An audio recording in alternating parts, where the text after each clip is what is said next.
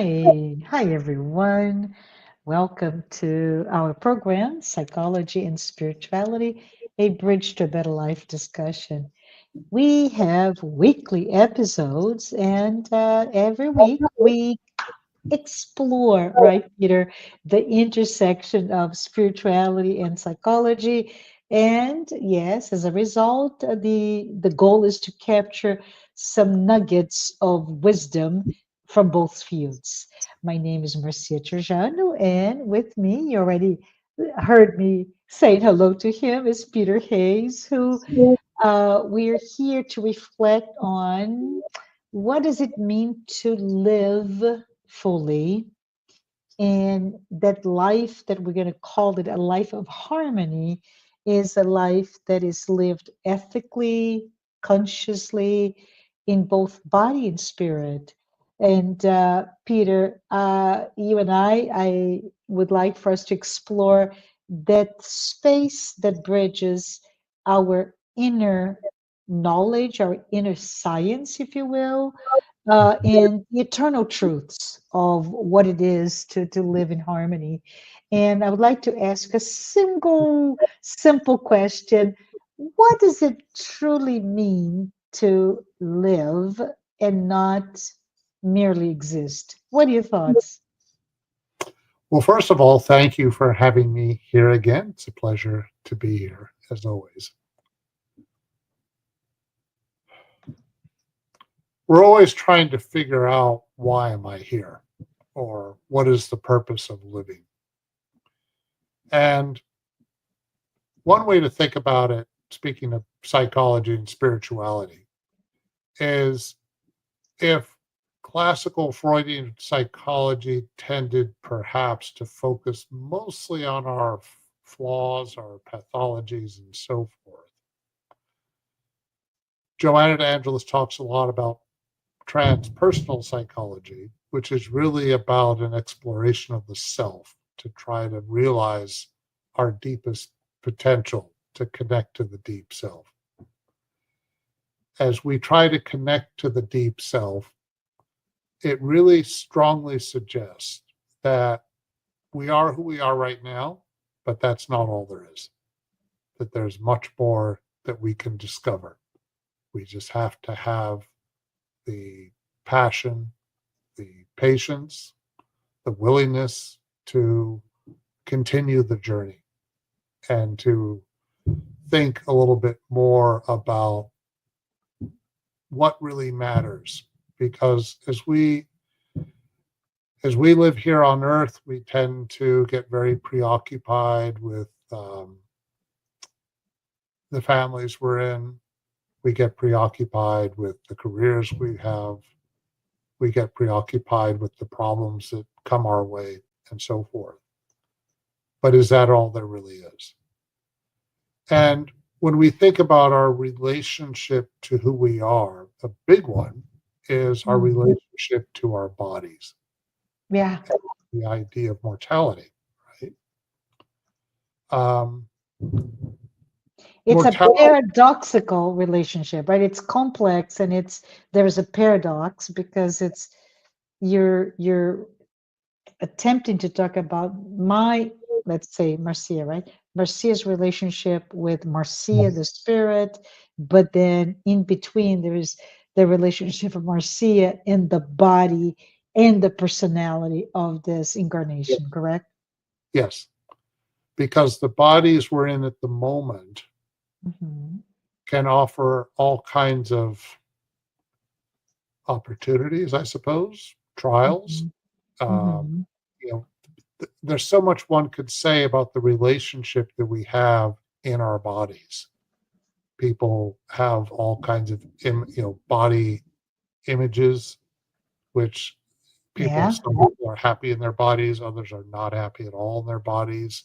Some can do quite a bit with their bodies, others are very restricted within their bodies. And whatever our reality is, there's a lot of um, really opportunity for spiritual awareness and a Yeah. deepening understanding of who we are. Um, depending upon what we're dealing with in our physical bodies, there's lessons about patience, resignation, but there's also lessons about testing ourselves and seeing what we're really capable of doing. Think of athletic accomplishments, but artistic accomplishments. Oh my goodness, we are really connecting here.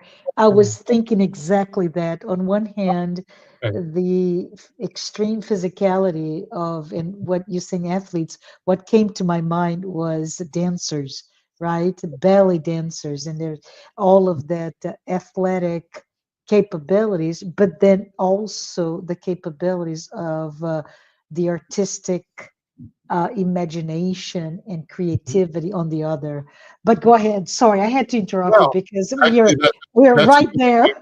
yeah, that's a good segue because as somebody who does ballroom dancing, Yeah, yeah, I have certainly appreciated that. Yes, you spend time learning the steps, you spend time remembering the choreography, yeah, working on, depending on the type of ballroom dancing, body posture, which is common and more traditional ballroom dancing, but like with samba, it's more about being relaxed and not, the posture so much. But what I want to get at is with dancing, there's all the effort in learning how to dance and to work with another person, which in itself is a complex pursuit yeah, because learning how to partner with somebody and really interact with that person, I go, then you go, kind of exchange of energies between someone. But then there's also a point in dance where you just do it and you don't think about it anymore. You just yeah. go for it. In fact, if you think about it too much, you're probably going to get into trouble. Are you talking about maybe muscle memory, Muscle where memory, everything? yeah. In other words, Mm, once you get the muscle memory, you're not mm, thinking, well, first I'm going to go here, and then I'm going to go there, and then I'm going to go there. In other mm, words, if you're too self-conscious, it mhm. can actually get in the way. Yeah, Now, why am I talking about this? Because that too is just a lesson that one can learn in relation to one's body. You know, and the great thing about like the ballroom dancing I'm involved with, there are people who are in wheelchairs, they're dancing. oh, There are that's lovely. people of all Yeah, kinds of body types, so you don't have to be thin and there are people. I remember one person I saw who's was kind of a big guy. He was great in terms of how he could move. So, uh-huh, that in itself is just one example of how, depending on the kind of body we have, why do we have to limit ourselves into thinking, yeah. oh, well, I don't have the body to do such and such? People defy that all the time, don't they? Um, so, many times when we go through life in our bodies, Hmm. there's the particular um, both benefits and challenges we go through in relation to our bodies. Yeah, Then there's sort of the underlying current of, well, I've only got so many years on earth in this particular body. Um, and if we live long enough, we go through the aging process. Um, yeah, there's a funny quote from the British playwright George Bernard Shaw. I yeah. believe he said this: "Youth is wasted on the young." I love So it. absolutely, and it's we and yet we have to navigate all the changes that we go through. Um, it's essential. I mean, do we? If we live long enough, when we go through the aging process, Yeah. are we going to be depressed as our body changes, as we can't maybe do the same things as we get older that we did when we were younger, or we have more aches and pains and stuff like that happening? Hmm. Hmm. Or do we learn to be more at peace with it? Joanna de Angelis really advises us to learn how to navigate these things. Yeah. to Yeah. kind of go with the flow, as it were, and Yeah. not to, yeah. And she says something um in one of her books. She says life is the phenomenon that animates matter, right? Mhm. And we could unpack that in so many different ways. Life is the phenomenon, life that Right. animates matter, right? Hmm. So when we talk about it, Peter, the interpretation that I have from that simple sentence from Joanna de Ângelis, that this is a reminder that life is more than boom, boom, right? The heartbeat, Yes. or Yeah. breathing, or even cognitive neural. I'm reading. I have it in my desk right now. This really, I don't know if you've seen this. It's a really interesting book on. It's in Portuguese. It's Spiritual but it's intelligence. but it's original in English. The Spiritual Intelligence by Dana Zohar and Ian Marshall. It Hmm. is all about cognition and IQ, EQ, SQ, right? So it's very much in my mind, Hmm. the cognitive um, uh, function of one's brain and intelligence, but then she goes into all about emotions and spiritual quotient or intelligence. But Mm. despite all of that that's coming to us as I'm reading this book, we really see that life is consciousness, right? Mhm. That's what life is. Consciousness is what animates our body, Well, right? doesn't And consciousness give off energy too, which can mhm, certainly give mhm. vitality to the body? Yeah, but overall, on Mhm. one hand, human life, our lives, I'm not talking about plant life or whatever. This book talks about it, by the way. So, but Mm. human life is not um, limited to a biological life, but there is a sacredness to Mhm. it that is quite important for us to talk about, right? This idea that we are immortal Mhm. spirits Mhm. living a journey that is it doesn't die, right? And in this journey that say yours or mine um, started decades ago in the moment of conception, and my spirit connected to this body when it was just a baby, and it ends at the moment of my physical death or my disincarnation, as spiritism calls this moment where the spirit is free, right? It's the Right. return to the spiritual dimension, to the real home. But Mhm. we are not our bodies, right? So we are not our bodies. We're spirit inhabiting a body, but we really need to, and going back to what you're saying previously, we need to really honor and care for the body, right? Yes. So it's almost this eternal or immortal, better yet, beings clothed temporarily in, if you will, the garments of time and biology.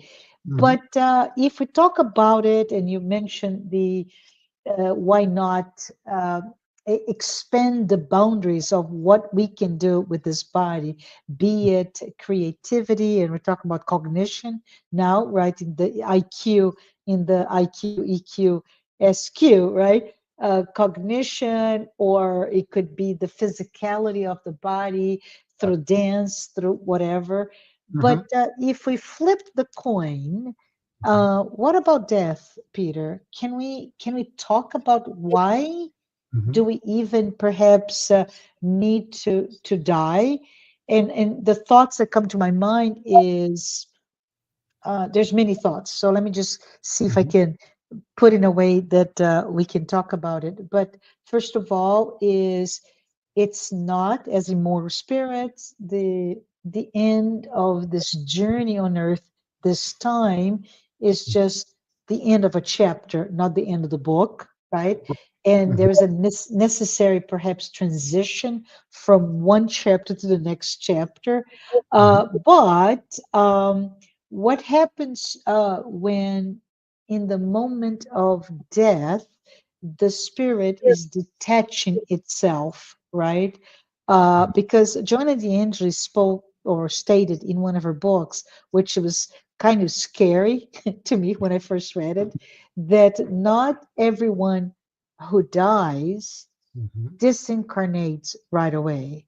Right. And I'm like, what, Joanna? What are you Mhm. talking about? And to me, it's all about detachment, detachment from our illusions, from our possessions, from our egos, constructs, etc. Can we talk a little bit about all Yeah. that Mhm. emotional entanglement that can Right. become our prison, and having a life in harmony is not that, right? Right. Well, first, I would like to suggest Yeah, that I think in this life we should be in our bodies. In other words, spirituality is not trying to leave the body all the time and yeah, somehow be elsewhere. That yeah, we need to be integrated with our bodies because that's part of what our time here is about. yeah, But to answer your question or to try to, I don't know if I'm going to answer it or at least reflect on it yeah, about the facing death. Are we able to see our body as something that is temporary and truly embrace what that means? Meaning that we're able to adjust and let go as changes occur, and they will inevitably occur. yeah, It's not, we don't have a choice about the changes. We do have a choice about how we navigate the yeah. changes up to that point. Mhm. Um, when if when Joanna de Angelis says uh, we don't necessarily disincarnate, what comes to mind Yeah, is that if we have defined ourselves primarily as life in this body and life through everything that we had in this life, then when that changes, when the body disincarnates, emotionally, if the spirit is continuing, the spirit hasn't made the adjustment. The spirit still thinks it's living in the house that it's been living in for the last 40 years. yeah. You know, There's this, several horror movie about it, right? yeah, and this gets Yeah, into the subject of mediumship and true. spiritism, because Yeah, often in mediumistic meetings, yeah, what we call a suffering spirit or spirits that do not realize they've passed. yeah, They still think they're alive. Sometimes they're still trying to, they can't understand why they can't go back into the house that they were in before, or they've created a reality for themselves that is very fixed. mhm, And as far as they're concerned, they're still alive. Alive meaning they're still here on earth. yeah. The spirit is continuing, but the emotional attitude is putting limits on what the spirit can experience. I love what you're saying, by the way. Yeah, because it So, is so important, right? Those are, and I swear to you, Peter, the image that came right to my mind was the movie The Others. I don't know if you've seen. I may have seen it, but if so, Yeah, it was a while back. yeah. Mhm. It's a and there's a plot twist, right? Where they're all those people, this family, and they start to, there's all this thing about the locks, the mother with all those keys, and she keeps looking, but it's, again, it's a Hollywood, a bit of horror into it, in it treats mediumship, but also treats that, Mhm. and it's not one or two, but the entire family, they feel threatened because they start to see things, right? Right. And they start to hear noises, and everybody, it's just really difficult. But the plot twist is that they are the spirits Correct. that never left the house. So the Mhm. others that we think are those spirits, but they're the spirits, and the others are the new family that is now living, and Right. their worlds are colliding, if you will. Right. But back to what we're really talking about, not movie here, movie commentary, but it's all about how do we really prepare Hmm. not to not live, right? You mentioned this. Yeah. We're here. There's a reason for us to live in this material experience. So let's live Right. and really live authentically with what we are, right? With the Right. dance movements and hunger pains and all in between, right? But the issue here is um, n- not not resist, I guess is the word, not Well, yeah. resist the next step, which is when we move on to the next stage of our lives, right? It's like it's the question, how do we develop that capacity to let go when we need to let go? Yeah, I mean, yeah, let me see if I can come up with a kind of mundane example.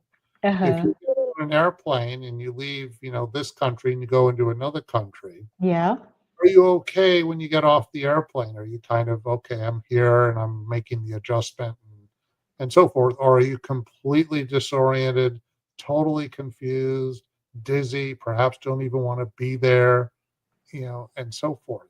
It makes a difference.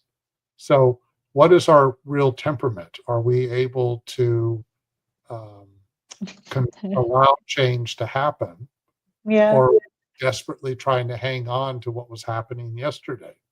yeah. I have to tell you, you're listening so many visual cues in my mind when you're talking today, Peter. It's funny.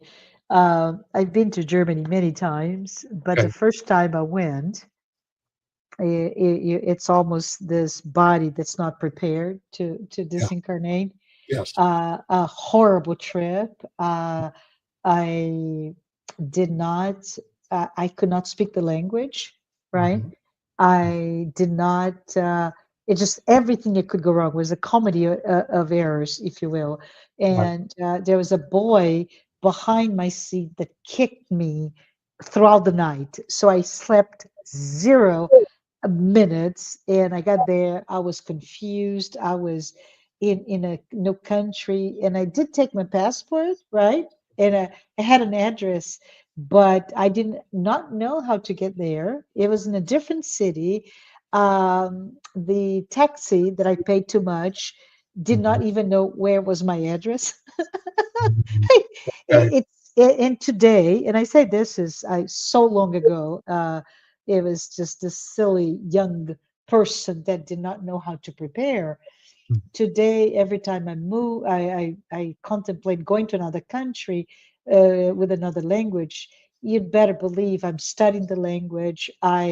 Even though electronic can give it all, we don't need to print anything. I have it printed. I really compensate so that I'm not anymore unprepared to get there. But back to dying, right? And I love that example, really good. How we do it? Can we maybe Well, reflect together, right? Do yeah, we live in a way that we could be ready to that less confusing continuation of our yeah. lives? I would put an emphasis on less confusing. Yeah, Confusing. I think there'll be confusion of some kind, but yeah, again, it really depends on what is our outlook. I mean, if I'm somebody who doesn't believe in the afterlife, if I believe that this is pretty much it, and once hmm, you die, that's it, there's yeah, nothing, then it's hard to kind of, I think, embrace the possibility of continuing. yeah, Well, I just, somebody who thinks that way may just flat out reject it yeah, and insist that that's wrong, that that's not how life is, versus somebody who does, embrace and really internalize the idea that we're immortal spirits. because it makes a big difference. I mean, it makes a big Yeah. difference how you Yeah. confront every day of your life, I would say, just about. Yeah. So, Yeah. um, Very, very interesting, right? And this is just for you, for me, and for everybody else who's here with us today, right? Let's think. If I am going on that trip to Germany, right? No, I'm actually getting ready to go to the going back to my spiritual dimension, and we're not incentivizing anyone to live recklessly and lead to accidental death or whatever, right? That's not it. no. But what are our inner habits, if you will, our inner life? What Mhm. are our belief systems? What are our desires that are erroneously or not anchored into ideas that are illusions, right? Really, anything about the material life that we think is so deeply important, our Yeah, social institutions, uh, yeah, the careers we have, the families we're in, the house we live in. It's not that hmm these things don't matter and we shouldn't care about them. We do. hmm But at the same time, part of, one way to, as hmm Jesus emphasizes, the kingdom of God is within, right? yeah, yeah. So if we're trying to connect to God within us, then what that does is it can open up the door so that no matter what is going on around us, we're more at peace. Oh, love it, And love it. I love that, right? Um, so just to be clear, those are not morbid thoughts. It's really liberating, actually, thoughts, right? Because in yeah, fact, we are how we live, right, Peter?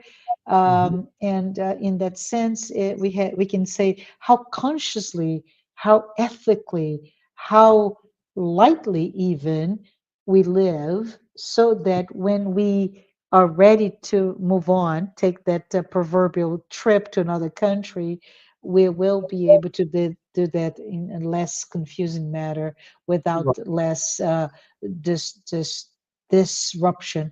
So I can imagine that preparing for death, it's no longer about being afraid, but it's mhm, about clarity about life, this life that we live, in a way that it cultivates um, a detachment. And what I mean by that is not to be obsessing or even identified with things that are ephemeral in nature, right? yeah, But attachment yeah, would be preoccupations with fear, for yeah, instance. yeah. Uh, No, it's in Alcoholics Anonymous, they tend to mhm. stress let go and let God. Yeah, So it's that idea I think that you could apply to life in general, which is that um, what things do we really have control over and what things don't we have yeah, control? yeah. You Love know, it. we have Yeah, to think about what we're going through at right now in our lives and ask ourselves, do I have control over this? Yeah, kind of. What about this over here? Nope, not really. And yeah. go on down the line. And, Yeah, and we live in a situation, globally speaking, of such ambiguity, right? Such yeah, uncertainty, complexity, and at the end of the day, everybody is afraid of something, right. either global pandemic or political upheaval or conflicts or Mhm. war, and you name it. It just, the list can go on. So it is trying to live in peace and not let those disruptors disrupt us, if you will, right? Yeah, and I would like to gently suggest that if Hmm. we insist on absolute certainty, it's Yeah, probably going to create a lot of instability and anxiety within ourselves. yeah, yeah, I mean, you know, we want some stability, of course, but what do we mean by stability? Because life is frequently in a state of flux. That doesn't mean everything's chaotic. It Yeah. doesn't mean everything's random. But Yeah. the idea that everything's going to remain exactly the same, no matter what, how often does that happen? Yeah, and you make me remind, this is work related, right? I managed a program for the company that I work for, Mm, called the business continuity, right? And what we did, we had to go through all sorts of mm, process inventories and blah blah blah, and create tools for continuity, or uh, not so much remove the possibility of disruptions, but be ready when the disruption occurs. But mhm. there's something very interesting in, I spent years with that. This is many, many, many years ago. But one of the biggest teachings from that program, Peter, was it's not about um, remove, avoid, right? Even get every sort of insurance there is to protect you from if this happened, if this happened, if this happened. But it's all about preparation to be resilient, right? To strengthen our resilience when things do happen. And I think it goes into a little bit to what you're saying, which is, if we want to control our environment, we're going to not live, if you will. We're going to be, you know, absolutely encapsulated in a dome with oxygen that is controlled, and everything's so controlled that you don't live. That's not what Right, exactly. we're saying. On the other hand, we really need to see, what do I need to become more resilient? What do I mean by that? Well, when there is a disappointment, when there's a frustration, when there is a resentment with somebody doing something that hurts you, all of those, and I'm talking now about the emotional landscape, right? But this is emotional. It can be a reverse of fortune, if you will. You're in a position that either by family, career, or marriage, whatever, you're really in a good socioeconomic status, and boom, something happens, you lose it all. How do you stay sane? Well, you Right? learn to Yeah, adapt in the moment. It's like if yeah, you plan the perfect wedding, whatever one's yeah, in the perfect yeah, wedding is, and there's all these moving parts, and everything has to be just right and perfectly timed, and everyone has yeah. to be, doing what they're supposed to be doing. And what happens if things start getting messed up? Are you And going to the fall rain, yeah, rain comes. I did go to a wedding where from each they other? had plan A and plan B. It was a beautiful Are you going outside to wedding, and it rains. Yes. So do you adapt in the moment and make it Yeah, work, or do you fall yeah. apart and go ballistic? I mean, I Not so easy, not easy. But not let's easy, yeah, let's but talk maybe a little bit, if you don't mind, because it's intertwined, right? We mhm, have talked so much about suffering. mm, And okay, there's a reason, because in the work of Joanna de Ângelis, she talks about suffering a lot, right? And basically, um, if we think about it, suffering is not a punishment, is not a curse. It is, maybe we could call it our crucible, right? It's here to shape us, to refine us, to awaken us yeah, to our deeper nature, right? And it impacts everybody. I have to say, 8+ billion people, right? Today, that's the one thing we have in common. All of us have some sort of suffering that we share right, in this. But mhm, from that perspective, right? How to maybe get to that psychological maturity, or spiritual maturity, mhm, resilience, as we mentioned, and even compassion when we are either facing suffering or see someone who is suffering, a loved one. And I think it's all about maybe the question here is how do we use even today, right now, this moment of discussion to reflect upon and identify the moment of really difficult time when we suffered, and it was not insignificant, right? But maybe reflect upon how perhaps that suffering made us better, right? A crisis or a loss, or something like that. I don't know. Maybe we can talk a little bit about suffering as a platform to push us Suffering to go. offers a lot of lessons in resignation, uh, Yeah. faith that Mhm. whatever is happening, no matter how difficult it is in the moment, do Mhm. we accept it to the extent that we don't fight it tooth and nail, but Yeah. do we also use our faith to try to work our way through it? Um, I think it's the Gospel according to Spiritism says, when you're sick, call a doctor. So if we're suffering, we also, if we can do something about it, we should. Mhm. Don't just sit there and go, oh, well, it's God's will. I just have to endure it. Yeah. Uh, I think we've talked about this, and I'm sure this subject has come up in other episodes, but suffering is not an excuse to be masochist. So it's Yeah. really about whatever the suffering is. Um, we do our best to confront it somehow, or Yeah. to navigate and figure out how to handle it or manage it, maybe. Yeah. Uh, Yeah. if we can minimize it, we should, I would say. Yeah. Um, Saint Augustine, in again the Gospel according to Spiritism, he Mhm. tends to be thankful for moments of suffering, and I think people may find that confusing because, oh, what, you like to suffer? But Yeah. his point is that if you can get through it, it's a victory because you Yeah. have spiritually, like you were just saying a Yeah. moment.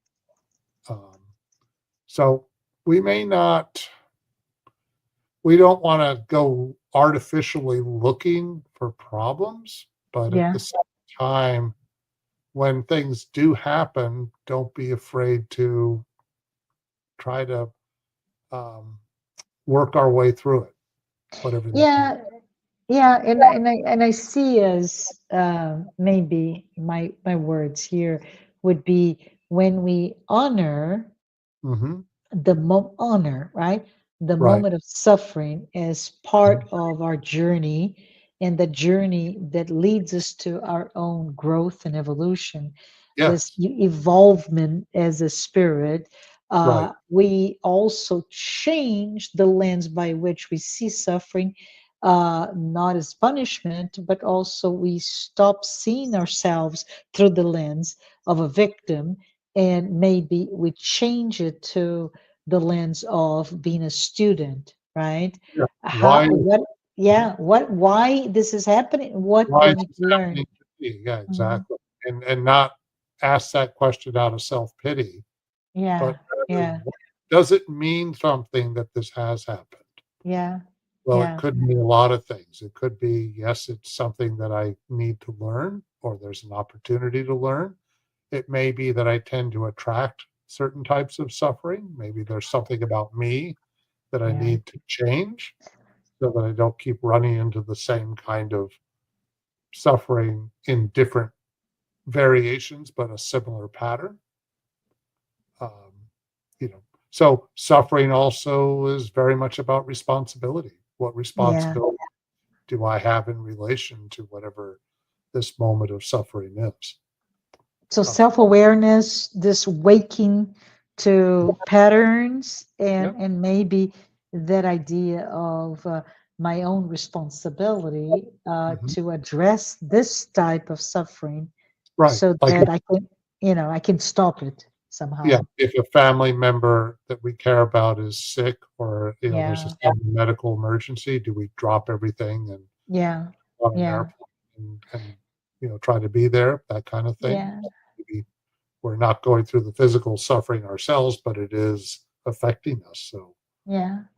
that's And Peter, this makes me think of you started our conversation today to talk well, talk about self-awareness, right? And the complexity of the life that we live. right.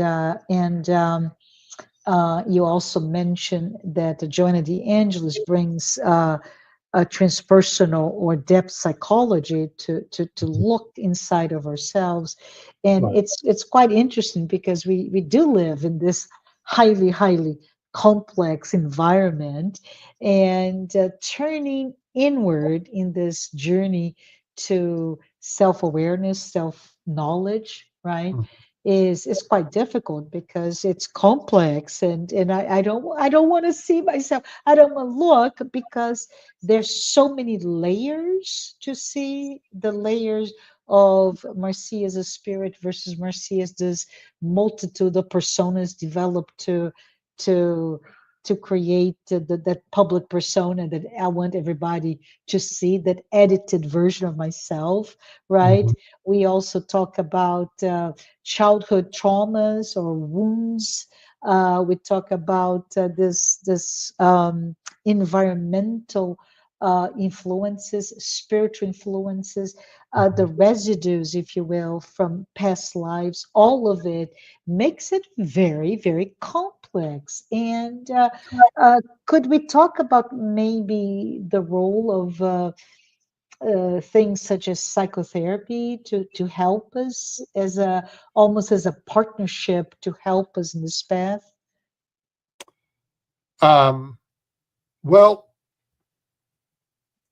therapy, of course, is very much encouraging us Hmm. to better understand ourselves, to not be afraid. And as we go through that process, it's very much about freeing ourselves of Hmm. things that maybe were troubling to us as much as we can. But depending upon which branch of therapy we're talking about, like transpersonal psychology, which Hmm. Joanna de Angelis talks about a great deal, that is very much focused on the exploring the potential of who we are, connecting to the deep self, um, and not just defining ourselves based upon the problems we have at the moment. Oh, I If love that. Yeah, right, we have to deal with those problems, of yeah. course, but at the Hmm. same time, are we able Hmm. to really see who we really are, what we might really be capable of? Again, goes back to what we were talking about before about the body. Yeah, Okay, yeah, body we have, what can we do with this body that we have? yeah, Maybe a lot more than we think we can. yeah, Um, and the exploration of the spiritual side of ourselves through therapy, through psychology, is hmm, very much be about that, where we, especially therapy like transpersonal psychology, that embraces a more holistic approach, yeah, where um, we're trying to, we don't merely define ourselves as yeah, who we are at the moment, but also what can we be as we yeah. keep going. And this is important for us to bring here as we're talking about this subject of living a life with harmony Mhm. is, and you mentioned already actually when you reference to Alcoholic Anonymous, right? It is really all about not removing all the threats and risks or controlling the outside world, but it Right. is really learning to know yourself and transforming your inner world, right? And there are things such as the path for self-knowledge, right? The responsibility, as you mentioned, Mhm. really dissolving all that illusions that we have, shedding false beliefs. Or even myths and stories that no longer serve us, right? We sometimes hold on to certain truths that are just a story, just a myth, but also being able to transcend our ego defense mechanism, right? Go Mhm. beyond arrogance and pride, um, control, even fear of demonstrated vulnerability, etc., etc. But I think, Peter, we are somehow at time. This has been such a good discussion with you, and I just love it. Every time we come together, I feel that we can go on and on and on. Do you have any final thoughts that you would like for us to end our time together with? I think, well, to kind of continue what you were just saying, Mhm. this is fundamental, I think, in meditation, but the mind can be very controlling and very domineering in many ways. And so Yeah, part of spiritual progress is to try to be more at ease with the mind and not to just allow it to be that team of wild horses running around all over the place. I love it. Yes, yes, I love it. What fun that is, right? But I know. the more we can do that, it actually connects to some of the things we were talking about in terms of how do you navigate death, for instance, or how do you navigate transitions of any kind. And again, repeating what we talked about before in terms of being emotionally flexible. And in order Yeah, to be emotionally flexible, I'd like to suggest that we have to know how to be more at peace with what is going on around us and with ourselves. And part of that, I think, would strongly suggest that the mind is not racing around and that yeah, we learn to calm down the mind because the mind is quite capable of creating all kinds of distortions and yeah. illusions that you were mentioning before Hmm. that can be a lot of unhappiness and probably unhappiness that is not necessary. Yeah, yeah. Um, Oh, so the more we can do that sort of thing, the more it changes us internally as to just how we, I think, see life with the body, see life as we go through it every day. And then we learn to just move along with the constant ways in which life transforms. The transformations may be subtle. Sometimes the mhm. transformations are kind of abrupt, but can Yeah. we, learn to handle transformation, period, and not be afraid of it? Ah, beautiful, beautiful, beautiful for all of us, right? Mhm. We keep hearing that the only constant in life is change, right? Let us be able to be Right. adaptive and be able to navigate those transitions. And as we wrap up now, Peter, I just want to say living in harmony does not mean living without conflicts, right? That Correct. we will face conflicts at almost every moment of our lives, but it You're on. is having, right? We have the strength, flexibility, resilience, Mhm. peace to deal with all those conflicts, to face life with a sense of clarity, but also with love and purpose. And And the confidence as well to get. yes, yeah. Thank you. Thank you. But I want to Thank say, you. everyone, thank you. Thank you, Peter. Thank you, everyone, for joining us. And I just hope that all of our lives, yours and mine, are filled with conscious choices, meaningful growth, right? And that we can achieve the serenity that comes from this life that is peaceful and full of harmony. Um, if this is the first time that you are listening to a program, our Psychology and Spirituality weekly talks are based on the works by Joanna de Ângelis. You heard us throughout the past 40 plus minutes referencing her, right? And we do hope that you're able to start to connect the points between spirituality concepts as well as psychological points and lenses. And Peter, thank you so much for being with us. Well, And thank you. It's a pleasure to be here. yeah, and I also want to thank our sponsors, Mansão do Caminho, the United States Spiritus Federation, the International Spiritus Council, and AMI Brazil, which is the Brazilian arm of the Global Medical Spiritist Association. We'll be back next week, and thank you, everyone. Appreciate you being here with us. Bye bye.